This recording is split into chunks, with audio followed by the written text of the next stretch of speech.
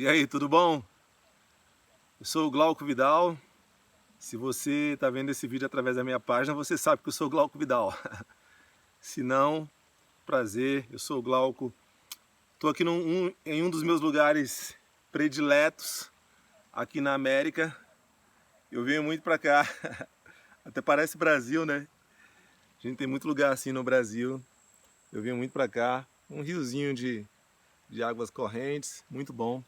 Eu venho para cá para tocar um violão, venho para cá para ler, venho para cá só para ficar olhando aqui para a natureza, ouvindo o barulho da natureza, enfim, eu vim para cá para vários propósitos.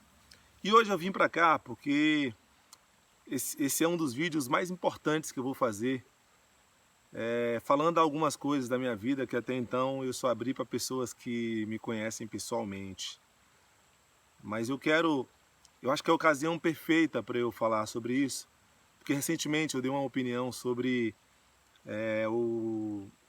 a campanha publicitária da Natura com a Tami, né? E eu dei essa opinião, e é uma opinião que foi na contramão daquilo que muitos amigos meus pensam. Eu sei, eu já sabia quando postei. E esse vídeo provavelmente também vai na contramão daquilo que muitos amigos meus pensam. Amigos que falo são amigos, geralmente os amigos cristãos, que seguem na mesma estrada que eu, da fé. Alguns pastores, eu tenho muitos amigos pastores, graças a Deus. Tenho bastantes amigos pastores. Tenho amigos pastores na Inglaterra, tenho amigos pastores no Brasil, tenho amigos pastores na Colômbia. Então eu tenho esse privilégio de conhecer muitos homens de Deus. Mas eu sou um indivíduo e eu quero dar uma opinião. Eu vou colocar a câmera ali, vou descansar a câmera ali, porque eu vou precisar articular aqui, usar a minha mão. Então espero que não caia, porque a tela já está rachada. Se cair vai rachar mais ainda. Mas eu creio que vai ficar tudo bem. Vamos lá. Pessoal, então vamos lá. Deixa eu subir um pouquinho mais aqui. Então vamos lá. Eu sou cristão. Estou aqui com a minha espada na mão, minha Bíblia. Sou evangélico há mais de 20 anos. Eu fui para a igreja, me converti, fui para a igreja batista quando eu tinha por volta de 14, 15 anos aproximadamente. E a partir dali eu jamais deixei de seguir a estrada da fé. Mas antes de ser evangélico, eu vim de um lar, de uma família muito desestruturada. O que me levou à igreja foi o convite de um amigo, porque eu estava de luto, estava sofrendo muito. Meu pai, ele tinha sido assassinado bem recente na época, e eu estava de luto e planejei a morte da pessoa que matou meu pai. E já estava com quase tudo pronto para poder vingar a morte do meu pai. E uma pessoa que sempre me convidava para ir para a igreja, eu sempre dizia não para ele. Ele me convidou mais uma vez, uma noite, eu estava ali praticamente pronto para ir cometer um crime. Ele me fez o convite e eu fui para a igreja. Só que com aquela idade, naquela época, eu já tinha sofrido muito. Eu já tinha sofrido abusos sexuais, morei nas ruas um tempo, dormia nas ruas, jogado, encolhido, só na camisa, sabe? Lembro perfeitamente o lugar, dormia ali atrás do Alameda Shopping, na cidade de Brasília, em Taguatinga, um bairro chamado Taguatinga. E eu dormia ali, me encolhia na minha camisa. E aquela experiência de rua foi uma experiência muito interessante, porque ali eu ouvia pessoas misericordiosas e eu ouvia pessoas cheias de ódio. Pessoas que falavam, que me julgavam, né? Porque eu estava ali meio que, literalmente visto como lixo. Eu estava ali meio que sujando a via, as pessoas queriam passar. E eu não estava, apesar de não estar no meio do caminho deles, né? Estava no cantinho, mas eles, né? Já ouvi coisas como lixo humano, ridículo, como pode deitar assim no meio da rua, deveria ir preso, tinha que dormir na cadeia. Eu ouvi muitas coisas do tipo, mas também ouvi pessoas que paravam, que me abraçavam, que me davam, compravam comida para mim, levavam. Pessoas que já ousaram me levar até para dentro das suas casas. E nessa de morar nas ruas, eu acabei me aproximando de uma pessoa, ele meio que me contratou como ajudante. Eu era um menino de rua, então fiquei ali ajudando, limpar ali o comércio dele. Passou-se um tempo, eu fui abusado por essa pessoa. Então, a minha alma ela era muito amargurada, eu tinha muita revolta, cresci em um lar desestruturado, onde eu via muita briga, agressão física mesmo, não só verbal. A agressão verbal era normal. Então eu cresci em um lar de muita gritaria, muito palavrão, muito xingamento, sabe? Constante tensão. Eu lembro que éramos eu e meu irmão mais velho, que éramos os maiorzinhos na época. Eu tenho 5 irmãos, são 6 comigo. E eu e meu irmão, a gente ficava ali no meio. Meu irmão meio que segurava a minha mãe, porque a minha mãe se simpatizava, ainda tinha isso, o favoritismo entre filhos. Minha mãe se simpatizava mais com meu irmão, então meu irmão abraçava a minha mãe e eu, como era o cara mais chegado no meu pai, abraçava o meu pai. Só que o que duas crianças, né, no meio de 2 adultos raivosos poderiam fazer? Pouquíssima coisa. Então, muitas vezes, sabe, e a minha mãe ia para cima do meu pai e aquela história do cravo brigou com a rosa, sabe? O cravo saiu ferido e a rosa despedaçada. Minha mãe ia para cima do meu pai, dava uns arranhão nele e tudo mais, mas meu pai estraçalhava minha mãe. E ficávamos eu e meu irmão ali naquele meio, tentando conter os dois. E na ira ali, no auge da ira deles, meu pai me jogava, eu ia parar longe, sabe? Eu entrava no meio dele, abraçando as pernas dele, para pai, para pai. E meu irmão de lá, para mãe, para mãe. E a gente naquele inferno ali, vivendo aquele inferno, os irmãos pequenos eram menores, assim, de colo, engatinhavam, chorando. Eles talvez não lembram de muitas cenas, mas eu e meu irmão mais velho, a gente lembra perfeitamente. Então, o meu pai, ele batia muito na minha mãe desde cedo. Minha mãe contava uma história para mim que ela estava grávida de mim e o meu pai empurrou ela de uma escada. E ela não me perdeu por pouco, assim, sabe, por pouca coisa, mas sofreu muito na gravidez. E o meu pai, ele era muito zeloso pela gravidez. Ele tinha muito ciúmes de mim já ainda no ventre. Então ele não deixava minha mãe fazer nenhum tipo de esforço. Então ele estava sempre ali, meio que super protegendo a minha mãe. Isso virou um sufoco. A minha mãe, né, grávida, né, e assim, o humor já altera. E minha mãe brigava, eles entravam na discussão. Sabe, ele evitava bater porque estava grávida de mim, mas teve um dia que ele não aguentou e deu um empurrão nela, ela caiu ali da escada. E isso desenvolveu uma coisa muito peculiar. A minha mãe, por apanhar sempre do meu pai por causa de mim, ela desenvolveu uma certa mágoa por mim, desde pequenininho. Então eu cresci em um lar onde eu tive que tentar agradar minha mãe o tempo todo. O tempo todo eu tentava agradar minha mãe, eu tentava me superar. Só que eu também, eu era uma criança cheia de traumas, então eu era uma criança grande, eu sempre fui uma criança muito além da minha idade em relação à estatura física. E assim, a gente sempre morou em barraquinho, lugares muito apertadinhos, então eu passava, sabe, ia na cozinha, esbarrava, quebrava um copo, aquilo lá gerava xingamento, agressão, já apanhei porque quebrei coisa dentro de casa, apelidos, entendeu? Você é um lerdo, você não presta atenção em nada, imprestável, só presta para me dar trabalho. Então eu cresci ouvindo essas coisas. E quando eu era muito pequeno, ali quando eu tinha entre os meus 2, que é a fase de consciência que eu lembro, entre os meus 2 e 7, 8 anos de idade, eu era um menino muito tímido, muito fechado. Sempre fui muito sozinho. Sempre estava sozinho. Porque era um menino magro, né? Algo que é uma virtude, é a maior virtude que eu tenho, que é a cor da minha pele. Para os outros era um defeito. Então eu era alvo de muito, hoje a gente chama de bullying, né? Na época eram apelidos maldosos. Eu era alvo de muitos apelidos maldosos, as pessoas me criticavam, as pessoas me xingavam. O meu nariz era grande demais, a minha cabeça era grande demais, a minha orelha era grande demais, e eu era uma pessoa totalmente inadequada, então eu nunca me adaptei aos lugares em que eu vivia. Isso na escola, na igreja católica, quando eu ia fazer catequese, tinha uns menininhos lá que faziam bullying de mim. Então aí eu me tornei uma pessoa reclusa. Eu comecei a andar sozinho. E eu fiquei muito introspectivo durante muitos anos da minha vida. Mas também chegou uma época da adolescência, que os apelidos eles aumentaram ainda mais. E ainda havia briga entre o meu pai e a minha mãe na minha pré-adolescência.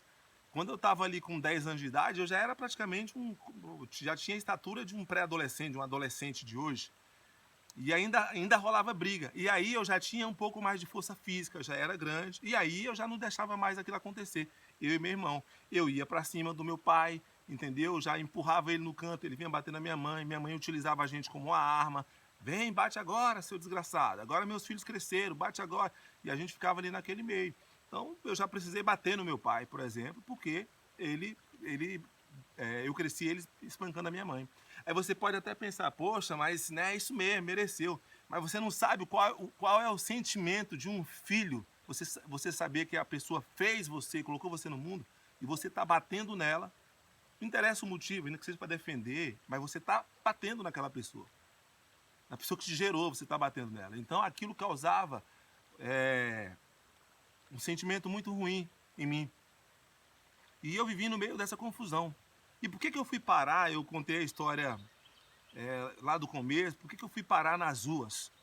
Por que eu virei menino de rua e o meu irmão morou muito mais tempo na rua ainda do que eu? Meu irmão morou anos, eu morei meses. Meu irmão morou anos na rua, cresceu nas ruas. Por que nós crescemos nas ruas? Hoje é claro saber disso. Hoje é claro enxergar e entender isso. Nós fomos para as ruas porque a nossa casa era um inferno, não era o nosso lugar favorito. A gente não tinha paz. A gente era xingado, a gente era maltratado, tinha briga, e a gente cansou daquilo. E a gente inconscientemente foi para a rua. Então tudo que oferecia, qualquer forma de alegria, qualquer forma de alívio, de recompensa daquele peso todo que a gente vivia, a gente aceitava. Então nessa época eu comecei a usar drogas, eu era muito carente, me aproximei de pessoas que abusaram de mim, sabe? Eu fui preso, dormi na cadeia, dormi na delegacia da criança e do adolescente, no DCA, passei uma noite apanhando da polícia para confessar um crime. Então assim, vivi uma certa época da minha vida um inferno. E nesse período de adolescência, entre 10 e 13 anos, eu me tornei um adolescente extremamente revoltado. Aí eu tirei aquela introspecção, continuava ainda com aquele negócio de viver sozinho, de morar sozinho, de querer estar sozinho, não gostava de pessoas, era avesso a pessoas, sabe? Tinha dificuldade com a minha mãe, porque minha mãe me humilhava, porque ela odiava o meu pai. Então ela odiava o meu pai batia nela por causa de mim, e aí ela descontava, como ela não podia descontar no meu pai, ela descontava em mim, sabe?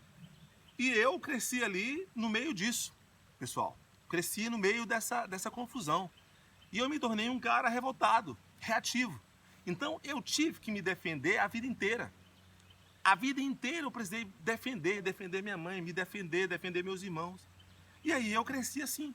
Então eu era um cara totalmente tóxico, contaminado, um cara, sabe, que destilava veneno, sabe? Eu não gostava de pessoas, só que as pessoas elas insistiam em se aproximar de mim, e pessoas boas. Então, assim, eu era um cara que eu era simpático, tinha uma certa facilidade para fazer amizade, mas se você pisasse no meu calo, ainda que fosse falando algo correto, algo certo, eu não admitia. Então eu partia para agressão verbal, sabe? Então fui um cara que precisei ler muito, me articular muito para argumentar muito, sabe? Então acabou que eu cresci assim e tive muito problema com pessoas. Eu era um cara totalmente antissocial, porque eu fui treinado assim. Eu era totalmente antissocial, mas eu tinha um enorme desejo de ajudar os que sofrem, porque eu havia sofrido. Muitas pessoas, enquanto eu estava na rua e enquanto eu ainda não era da igreja, muitas pessoas chegaram até mim pregando o evangelho para mim de uma forma muito burra. Sabe, Jesus te ama, entregava um panfletinho, chegava lá, sabe, entregava um panfletinho, não vou ter um panfletinho aqui, deixa eu pegar um papel qualquer aqui, chegava lá em mim, entregava um panfletinho, jovem, Jesus te ama, se converta que não você vai para o inferno. Então assim, Isso nunca funcionou comigo. Chegou o ponto de um dia eu ter que puxar a arma. Eu tinha uma garrucha de 2 tiros que eu achei no lixo. Eu puxei essa arma, coloquei na cara de um crente, porque veio falar para mim que eu ia pro inferno. Cara, eu estava cansado de sofrer. A minha alma estava amargurada.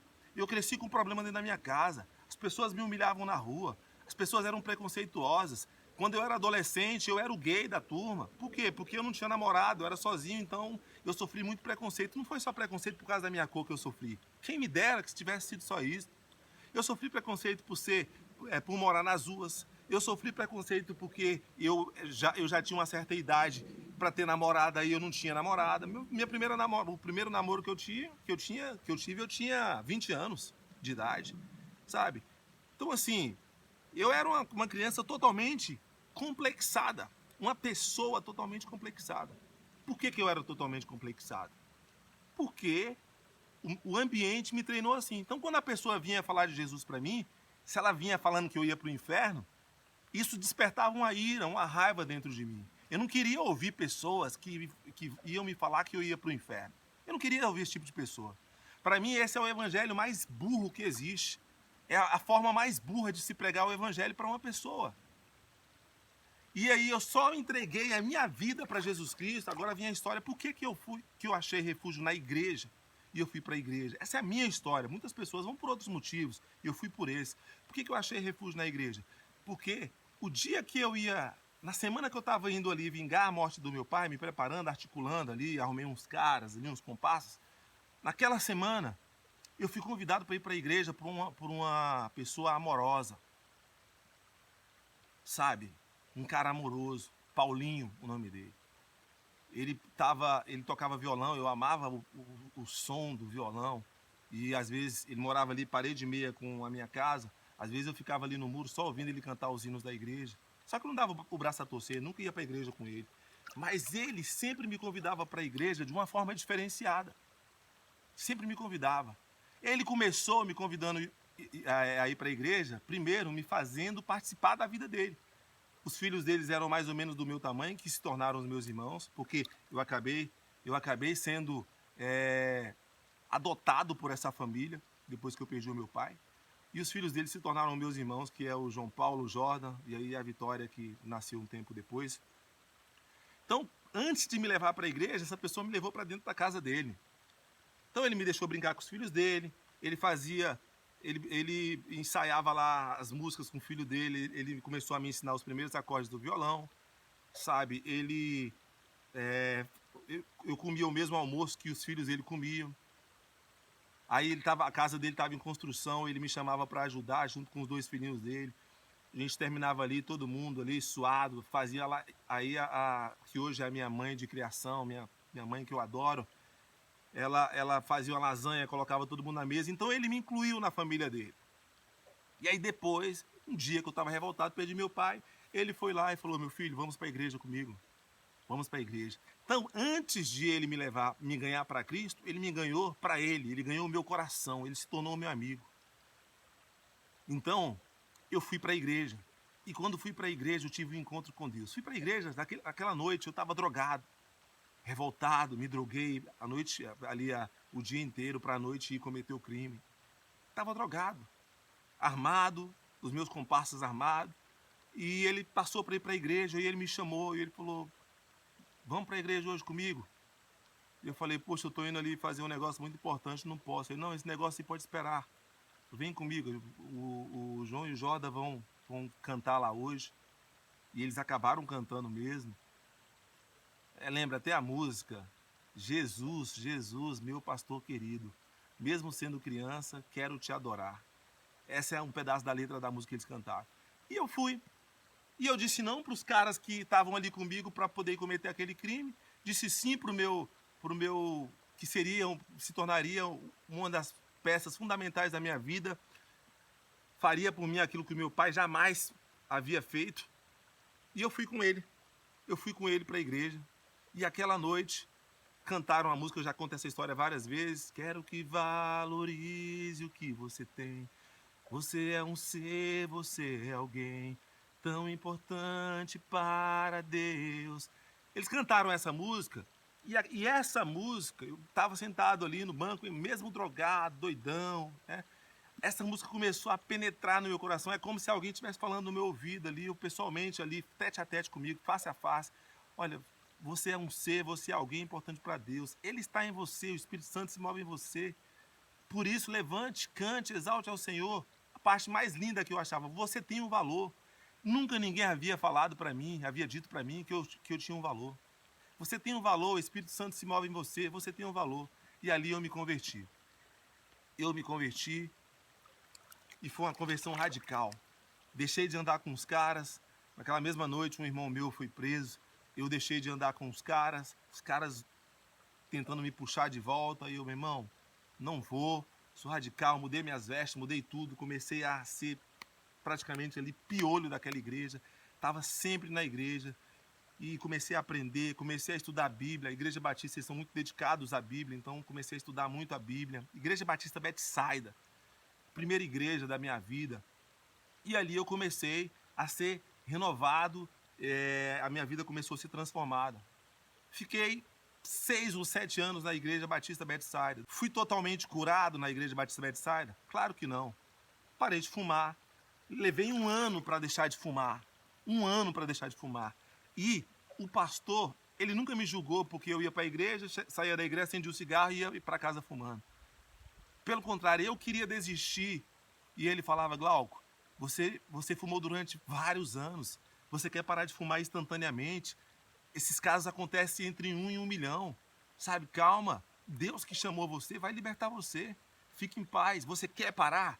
Isso machuca você? Você vai parar. Não seja tão exigente com você. Calma, o Espírito Santo vai agir dentro de você. Na hora certa você vai parar. Então aquele pastor, ele me amou. Aquele pastor, ele me acolheu. Aquele pastor, ele me aceitou. Por que que hoje eu sou cristão? Eu não sou cristão. Eu vou falar isso, pode ser um choque para você que é pastor. Eu não sou cristão por causa de Jesus. Quer dizer, eu permaneço cristão, o meu propósito é Cristo, mas a minha porta de entrada não foi Jesus. Não foi. Não pregaram Jesus para mim. Eu sou cristão por causa de seres humanos. Seres humanos que me deram bons exemplos de cristãos. Seres humanos que me fizeram sentir o desejo de ser cristão. Depois eu fui conhecendo, sabe, o alvo do evangelho que é Cristo. Eu fui cristão porque eu queria ter a família do Paulinho e eu não tinha. E aí ele acabou me adotando para fazer parte da família dele. Eu queria ser feliz, eu queria ter paz. Eu tentei me matar ao longo da infância 2 vezes. Coloquei a garruncha na boca, apertei, a arma travou. Mascou, falhou. Sabe? Eu estava cansado de sofrer. Ainda adolescente ali, mas estava cansado, não aguentava mais. Enquanto as pessoas falavam, Jesus te ama, aceite a Jesus ou você vai para o inferno. Eu odiava essas pessoas. Que Jesus é esse que me ama e vai me mandar para o inferno? Sem saber da minha história, sem me dar uma chance de transformação, sem me ouvir. Que tipo de Jesus é esse? Que não acredita em mim, que não me dá o tempo necessário para eu me recuperar. Então, por que eu fiz um vídeo falando que eu não fui preconceituoso com a Tami, aí no caso da Natura? Quer dizer, eu não concordo com a opção dela, porque eu conheço um outro estilo de vida, eu conheço a palavra de Deus.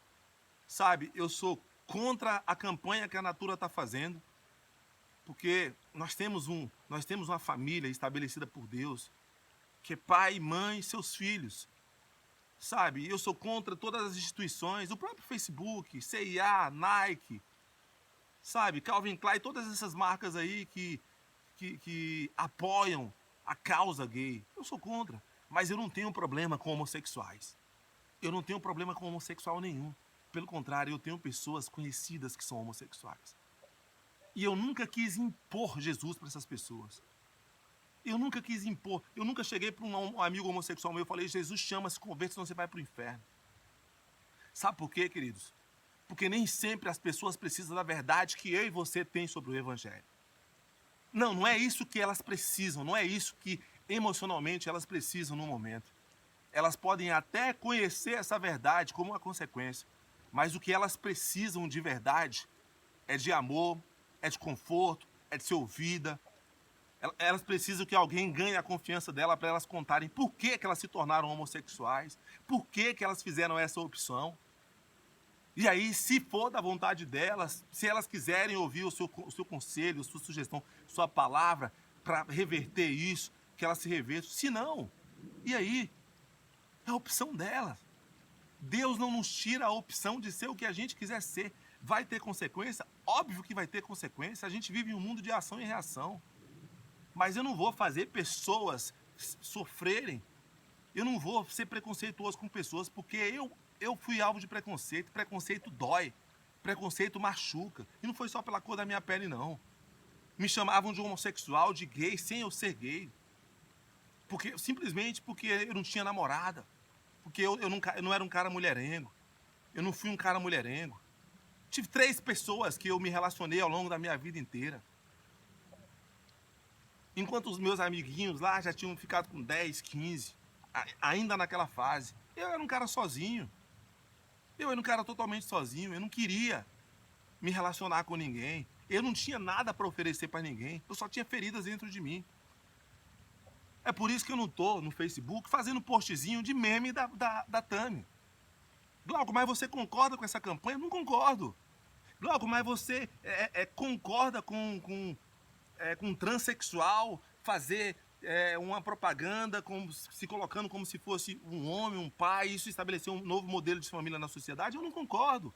E tem mais, não concordo, e eu vou combater essas coisas. Mas eu não vou combater pessoas. Eu não vou combater essas coisas fazendo post, memezinho de pessoas. Sabe por quê? Porque eu não gostaria que ninguém fizesse post, meme de mim. Meme é a mais nova forma de preconceito. É engraçado. Se você for falar da minha cor, sabe? Eu já ouvi várias piadas de negro. Várias piadas. Eu tenho um monte de piadas de negro na minha cabeça que eu conheço, não porque eu fui ler e pesquisar, porque me contaram. Piadas de negro. Super engraçada. Eu vi várias piadinhas dessa aí, pessoal. Várias. Sabe? Eu já fui alvo de preconceito nessa questão de gênero, mesmo sem ser homossexual, mesmo sem nunca ter esboçado essa questão de adotar essa opção sexual para minha vida. Eu já fui alvo disso tudo. Então por que eu vou ficar fazendo agora meme de Tami, falando, meme ridículo? Eu tenho visto memes ridículos na internet. Eu não sou contra a pessoa, o ser humano Tami. A opção que ela fez, eu sou contra. Sabe? Eu não sou contra o ser humano, eu não vou combater seres humanos. A Bíblia diz, a Bíblia fala que nós fomos chamados para amar uns aos outros. E amar, no meu conceito, no que eu entendi, é o que fizeram comigo quando eu cheguei na igreja. Então eu tenho uma outra concepção. Eu quero falar um pouquinho agora sobre Jesus. E eu vou finalizar esse vídeo.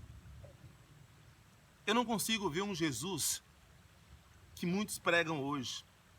Eu conheço Jesus, pessoalmente, e o conheço através da sua palavra. Sabe, eu o conheço. Mas eu não consigo ver um Jesus carrasco. João Batista, a voz do que clama no deserto, foi carrasco. Carrasco no sentido de ser contundente, de pregar o evangelho, denunciar uma geração corrompida pelo pecado. Hipócritas, sabe? Foi ali na sua voz, raça de víbora.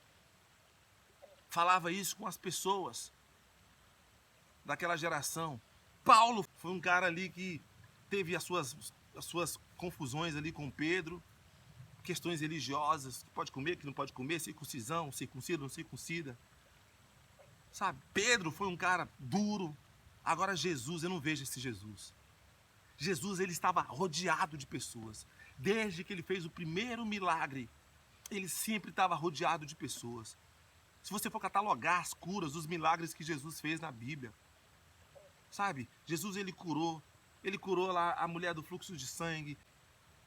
Sabe com quem que Jesus teve problema? Com religiosos. Existiam muitos religiosos. Fariseus, saduceus, zelotes, escribas. Jesus tinha problema com os religiosos. Sabe por quê? Porque eles Sabe, vamos pegar aqui os escribas. Os escribas eram os mestres da lei. Da lei.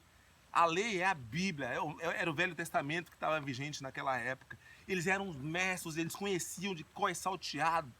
Eles eram os doutores da lei. E Jesus teve problema com essa galera. Jesus, ele infelizmente teve problema com os fariseus, com os escribas, com os saduceus, com os zelotes, com todo mundo. Com políticos, com Roma. Agora, eu nunca ouvi dizer que Jesus teve problema com o povo. Jesus não teve problema com o povo. Ele foi duro sim com o povo muitas vezes, mas ele foi duro, mas ele já tinha ganho o coração daquele povo. A Bíblia diz que Jesus, ele olhou para a multidão e ele teve compaixão da multidão. E aí ele foi lá, pregou sim o evangelho, ensinou. Jesus ensinava, Jesus era didático, era professor. Ele ensinava as pessoas o certo e o errado, mostrava os porquês de cada coisa, respondia as perguntas, ele não jogava a lei na cara das pessoas, não, ele aplicava a lei de uma forma que as pessoas entendiam, na linguagem que a pessoa podia entender. E aí depois as pessoas tiveram fome, ele foi lá e falou, opa, vamos a gente mesmo dar de comer para essas pessoas. Os discípulos, mestre, como assim? O senhor está doido? Como é que a gente vai dar de comer para mais de 5.000 pessoas? Só mulher e criança são mais de 5.000 pessoas. Como é que a gente vai dar de comer para eles? Jesus falou, o que vocês têm aí de comida? A gente não tem nada, tem um menino ali que tem 5 pães e 2 peixinhos. Traz esses 5 pães e 2 peixinhos. E Jesus foi lá e multiplicou. E Jesus matou a fome dessas pessoas, fome de pão também, não foi só a fome espiritual. Aí tem lá que Jesus também foi ter um encontro lá com a mulher samaritana. Existia uma briga, uma rixa entre judeus e samaritanos, que eles não se davam. Eles nem atravessavam a cidade um do outro. Por isso que aconteceu lá aquela história lá, sabe? Do bom samaritano. Por isso que ele é chamado de bom samaritano. Porque o pessoal de Samaria e o pessoal da Judéia, eles tinham um problema. Então, assim, o que eu quero dizer para você com isso? Jesus, ele foi lá ao encontro daquela mulher. E lá ele conversou com aquela mulher. Ele ouviu aquela mulher. Aquela mulher abriu o coração. Jesus falou, me dê de beber. Me dê de beber. Sabe, eu preciso de água. E aí ela, como podes tu, sendo judeu, me pedindo água? E aí ali rolou uma conversa ali entre os dois. Jesus falou, olha, se você soubesse quem está pedindo água, eu posso te dar muito mais que água. Eu posso te dar muito mais que isso aqui, ó. Eu posso te dar da água da vida. Quando Jesus falou da água da vida, Jesus entrou nas emoções dela. E Jesus foi lá e falou, vai lá e chama o teu marido. Jesus já sabia. E ela falou, eu não tenho marido. Ele falou, eu sei que você não tem marido. Você já teve 5 pessoas na sua vida, 5 homens na sua vida.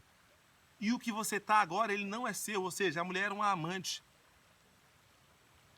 E aí Jesus foi lá e ouviu aquela mulher. Aquela mulher, ela foi curada naquela noite. Ela saiu tão maravilhada que ela foi lá e foi falar de Jesus, do amor de Jesus, da conversa gostosa que ela tinha tido com Jesus. Ela foi falar de Jesus para a cidade, para o pessoal ali que ela morava.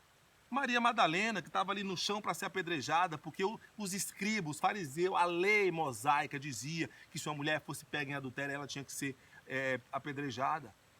E aí Jesus, ele foi lá, estava passando ali, ajoelhou ali, abaixou ao lado daquela mulher ali, entrou na frente dela, todo mundo furioso, com a pedra na mão para atacar na cabeça dela, para matar aquela mulher. E quantas mulheres já não haviam sido mortas daquela forma ali? Ela seria só mais uma. E aí Jesus foi e falou, olha só, você aí, que se acha santo o suficiente, que nunca pecou, que nunca cometeu um erro, como essa mulher está cometendo, bora, mete a primeira pedra nela, atira a primeira pedra nela. Sabe o que Jesus fez? Jesus não acusou, Jesus não falou, seus hipócritas, raça de víbora, querendo matar uma mulher. Não, Jesus não fez isso. Jesus levou aquelas pessoas a pensarem, a se depararem com o seu próprio espelho, com o seu próprio eu. Caraca, realmente, nós já erramos tanto e agora nós queremos matar uma pessoa porque ela está errando também. Embora não seja o mesmo erro, é um erro. Sabe? E Jesus foi ali e arrancou Maria Madalena daquele apedrejamento que ela ia sofrer. Livrou. E Jesus olhou para ela e falou, quem te acusou? Olha em volta. Não tinha mais ninguém, todo mundo abandonou, jogou as suas pedras e foi embora. Quem foi que te acusou, filha? Ela olhou para ela, Maria Madalena olhou para Jesus e falou, ninguém, mestre. ninguém, eu ia morrer, o Senhor me salvou. Ninguém. Jesus falou, olha, nem eu te acuso. Vai, não peques mais. Nem eu acuso você. E a Maria Madalena começou a seguir Jesus. Ela virou praticamente uma discípula de Jesus depois disso. Mas Jesus não foi lá pregar o evangelho para Maria Madalena. Minha filha, o povo está querendo te apedrejar, você tem que me aceitar como seu Senhor e Salvador. Essa vida de prostituta, pelo amor de Deus, minha filha, sabe? Não, Jesus, ele penetrou na alma daquela mulher. Na alma. Ele falou, quem te acusou, minha filha? Quem foi o preconceituoso que matou, que ia matar você, que te matou? Minha filha, nem eu vou julgar você. Não interessa se você é prostituta. Qual é a diferença, pastor, de uma prostituta e de um transexual? Qual é a diferença? Jesus estaria no Facebook, no Twitter, no Instagram, postando videozinho, memezinho da Tami? Ele estaria fazendo isso? Ah, mas você estava... Não, eu não... Queridos, eu creio no Jesus que me salvou, que me aceitou do jeito que eu sou. Eu vim da lama, eu vim da sarjeta, eu vim do monturo, ninguém me queria. Eu estava dormindo nas ruas, as pessoas passavam perto de mim e cuspiam. Eu fui alvo de preconceito, de gênero, de cor, de classe. E Jesus não veio pregar o inferno para mim, muito embora hoje eu saiba que é uma realidade, que de fato, que se a pessoa que não se converte, que não entrega a sua vida para Jesus, que não se arrepende, ela está assim sujeita à condenação eterna. Mas eu não vou jogar isso na cara das pessoas. Porque a fome que eu tinha não era fome de saber do verdadeiro evangelho, porque eu era uma criança, nem de evangelho eu tinha condição, cabeça para saber ainda naquela época. Eu precisava de pão emocional. Eu precisava de consolo. Então muitas pessoas estão precisando disso. Por isso que eu não concordo de ir para a internet atacar a transexual. Tá certo o que ela está fazendo, segundo os nossos conceitos que somos cristãos? Não tá certo. Segundo o conceito da família, sabe, brasileira, não tá certo. Mas nós não temos que ficar fazendo memezinho, colocando memezinho na internet, atacando as pessoas. Você quer falar da instituição por ter feito isso? Fale da instituição, mas não acuse as pessoas. E você pode achar, pô, um memezinho não tem nada a ver. Tem sim, queridos. Isso chega na pessoa, a pessoa vai ver, isso machuca a alma da pessoa. Hoje eu estava assistindo um vídeo do Fábio Assunção, aquele ator que teve problema com bebida, com crack, e foi pra sarjeta, um ator brilhante, talentoso, e foi pra sarjeta, sabe? Você sabe a história dele. E hoje ele tá limpo. E ele falando das palavras, dos memes que ele via, que machucou a alma dele. Como uma pessoa tá no chão e você vai fazer meme? Você não concorda com a Tami? Beleza, prega pra sua igreja.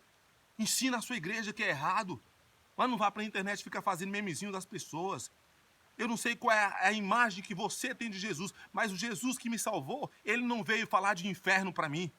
E se tivesse falado, eu não seguiria esse Jesus.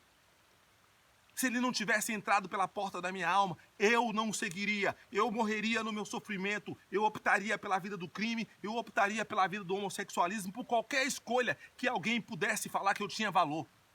Menos por um Deus carrasco que iria me lançar para o inferno. Eu não acredito nesse tipo de evangelho. Eu acredito num tipo de evangelho que acredita nas pessoas, que resgata as pessoas.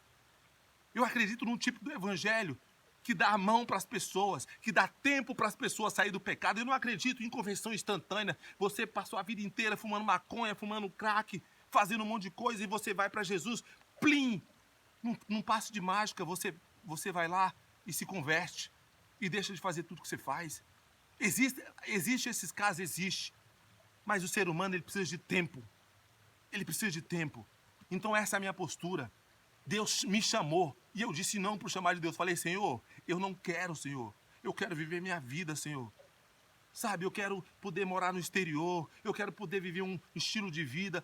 O estilo de vida que eu vivo aqui hoje. Andar de bicicleta, ter paz, morar num lugar desse aqui top. Aqui eu estou no quintal da minha casa, eu estou dentro da propriedade que eu moro aqui. Eu queria ter paz. E Deus falou comigo. Me chamou quando eu era criança. Esse ano ele falou comigo novamente. Ele falou, olha, muito bom que você está vivendo aí. Foi eu que te proporcionei isso aí. Você precisava desse tempo, desse refrigério na alma. Você perdeu uma filha, você está machucado. Só que eu te chamei para um propósito. Você vai acreditar nas pessoas. Porque tem muitos pastores aí que não estão acreditando nas pessoas. Eles são moralistas, eles pregam o evangelho, são contundentes, São João Batista, São Pedro, São Paulo, pregam o evangelho, sabe falar da lei, sabe descer a espada, mas eles não servem para confortar a alma das pessoas, porque eles não sofreram.